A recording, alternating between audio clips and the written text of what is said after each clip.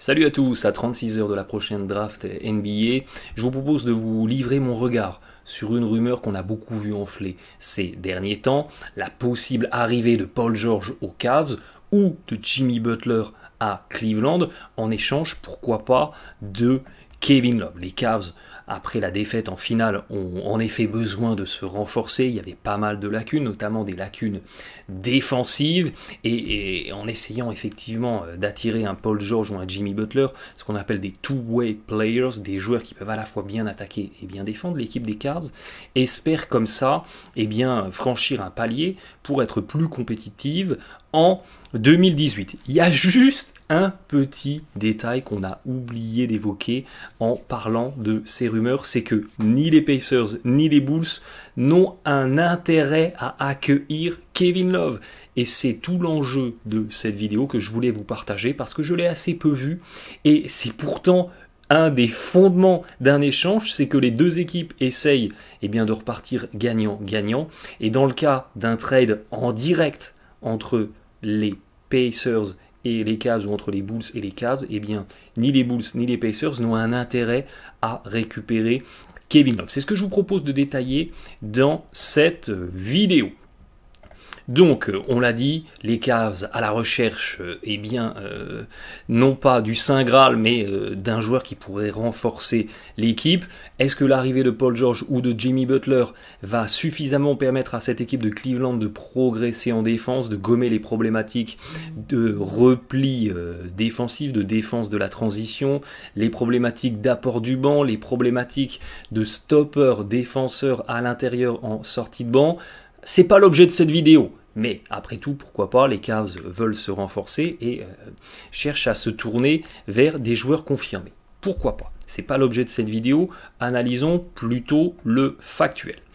Cette équipe de Cleveland, elle est au niveau du salary cap, de la masse salariale, complètement pétée. Ils ont, sur l'année 2017-2018, avec tous leurs contrats garantis, déjà une masse salariale en cumulé à pratiquement 130 millions de dollars, déjà plus de 30 millions au-dessus du seuil fixé par la NBA, et il y a encore plein de trous dans l'effectif, plein de joueurs à les recruter pour monter un groupe de 15 joueurs. Donc financièrement, cette équipe de Cleveland n'a aucune flexibilité. Donc impossible d'espérer recruter quelqu'un de très bon à l'intersaison, à la free agency, en utilisant de l'argent en banque pour aller le récupérer. La seule solution pour Cleveland, c'est de monter un trade, de monter un échange, de séparer d'un certain nombre de joueurs de son groupe pour en récupérer d'autres.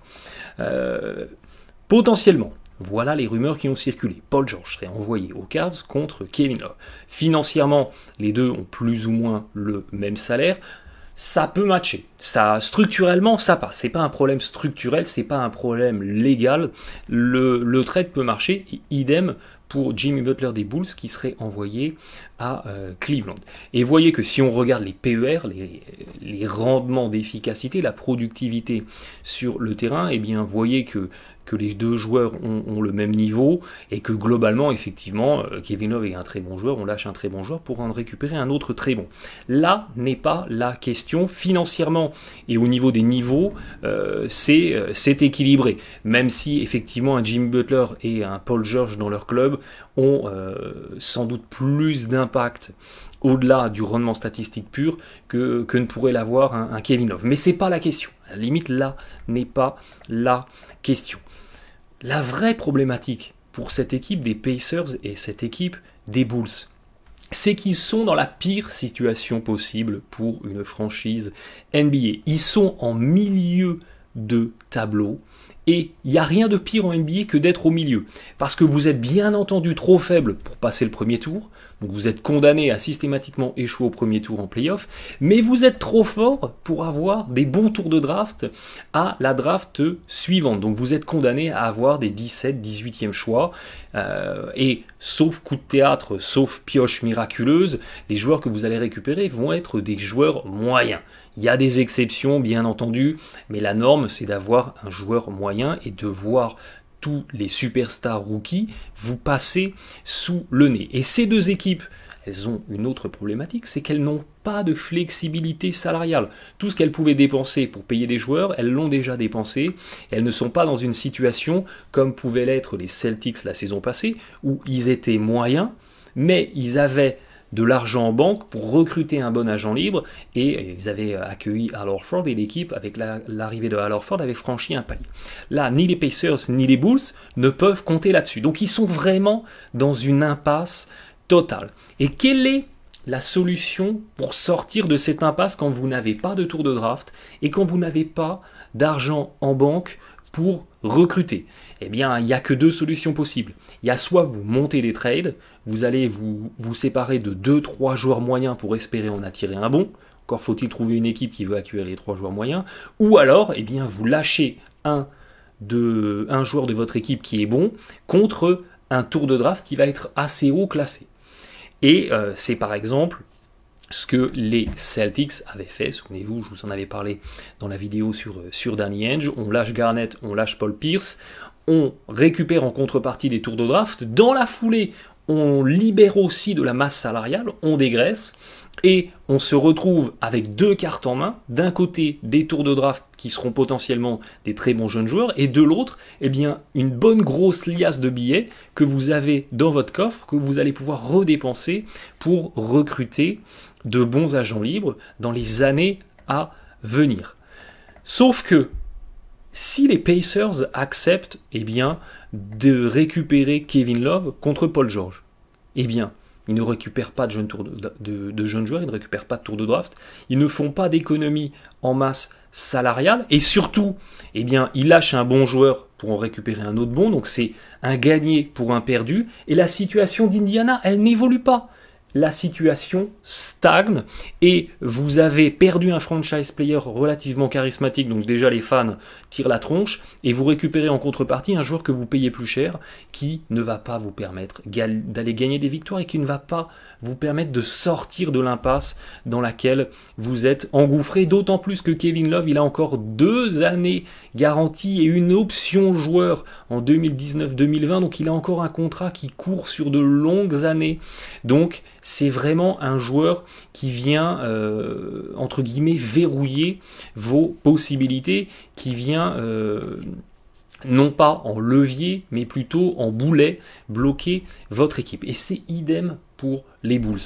Donc, ces 2 équipes, elles n'ont aucun intérêt à accueillir un Kevin Love en direct parce que ils perdent un franchise player et la situation dans laquelle les 2 équipes sont plongées n'évolue pas. Donc si les general managers de ces franchises sont un tant soit peu éclairés, eh bien entendu qu'ils balayent ça d'un revers de main et qui disent aux Cavs non mais ça ne nous intéresse pas. À la limite, le seul joueur des Cavs, autre que LeBron James, bien entendu, qui pourrait intéresser ces franchises, c'est un Kyrie Irving. Mais Kyrie Irving, c'est pareil, il est boulonné à Cleveland, il est inamovible. Donc c'est un scénario, cette arrivée de Paul George ou de Jimmy Butler vers Cleveland qui me paraît très très peu probable. En tout cas, très très peu probable dans une discussion à 2 en direct.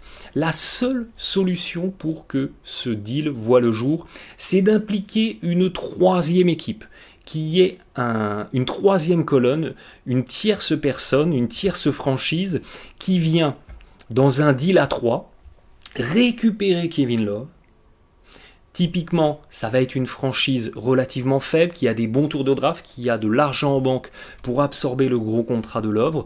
En contrepartie, cette 3e équipe, elle envoie un bon tour de draft aux Pacers ou aux Bulls, et les Pacers ou les Bulls envoient Paul George ou Jimmy Butler aux Cavs. Il faut donc monter ce deal à 3, ce deal en triangle pour que ça soit viable. Et parmi les équipes qui auraient pu servir de facilitateurs, de faire valoir, il y avait par exemple les Suns. Cleveland a très bien pu appeler les Suns en disant à Phoenix, écoute, je te propose Kevin Love. En contrepartie, tu envoies ton 4e choix aux Pacers et les Pacers m'envoient Paul George. Et effectivement, comme ça sur le papier, ça paraissait entre guillemets gagnant pour tout le monde. Les Suns en reconstruction, ils accueillent un joueur compétent, un joueur qualifié qui peut leur apporter tout de suite du rendement. Les Pacers, eh bien, qui veulent sortir de leur impasse, qui veulent rebâtir sur autre chose, pourquoi pas autour de Miles Turner, eh bien, ils récupèrent un très bon tour de draft et surtout un jeune joueur qui ne paieront pas cher.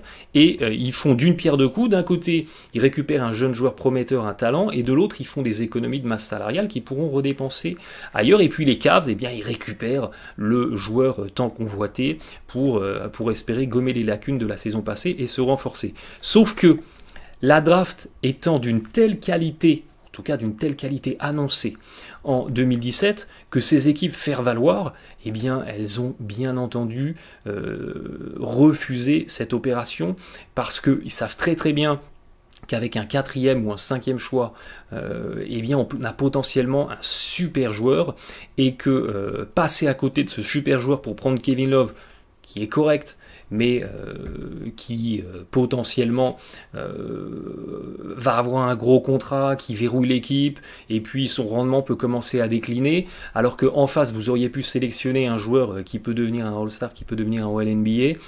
Imaginez si vous êtes General Manager et que vous prenez cette mauvaise décision, ça va vous hanter toute votre vie. Donc, ces équipes comme les Suns qui pouvaient servir de 3e colonne, ces équipes comme les Kings qui pouvaient servir de 3e colonne, eh bien, bien entendu, ils ont refusé l'offre en disant non, mais nous, on veut garder notre argent, notre flexibilité et les tours de draft qu'on va avoir, là, ils nous intéressent, ils sont potentiellement très très bons.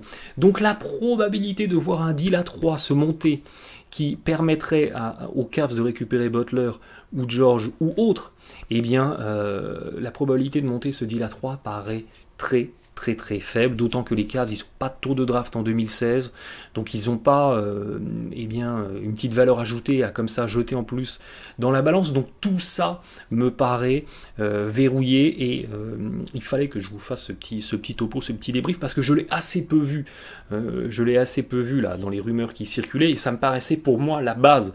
On parle beaucoup de ce que ça apporterait aux Cavs, en oubliant juste un des fondements, c'est que ni les Bulls ni les Pacers n'ont intérêt à accueillir comme ça Kevin Love en direct. Eux, ce qu'ils ont intérêt, c'est dégraisser et récupérer des bons tours de draft pour bâtir autour d'un groupe qui aura un petit peu évolué. Et Kevin Love, eh bien, ne leur permet pas d'évoluer et les laisse coincés dans la même impasse. Donc les Cavs, leur probabilité de vraiment progresser, elle est mince parce qu'ils ont très très peu de flexibilité et ce manque de flexibilité risque d'être vraiment problématique, à moins de trouver un 3e larron, pourquoi pas une équipe comme les Knicks, pourquoi pas une équipe comme le Magic, pourquoi pas une équipe comme les Timberwolves. Tout va dépendre du niveau d'exigence des Pacers ou des Bulls par rapport à la qualité du tour de draft qu'on va leur envoyer dans un deal en triangle. Mais monter un deal à 3, c'est toujours beaucoup plus compliqué que de monter un deal à 2 parce qu'il y a 2 parties en même temps, en plus de soi, qu'il faut satisfaire, et se mettre d'accord à 3, c'est toujours plus compliqué que de se mettre d'accord à 2. Voilà pour mon petit topo, je vous dis à très bientôt. Bon été et bonne draft à tous.